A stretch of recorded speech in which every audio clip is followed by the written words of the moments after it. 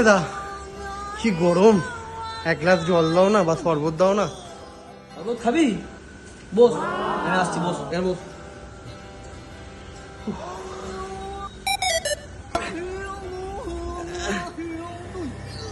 ধন্যবাদ ধন্যবাদ।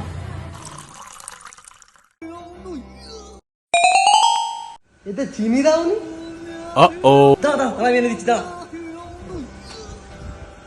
নে।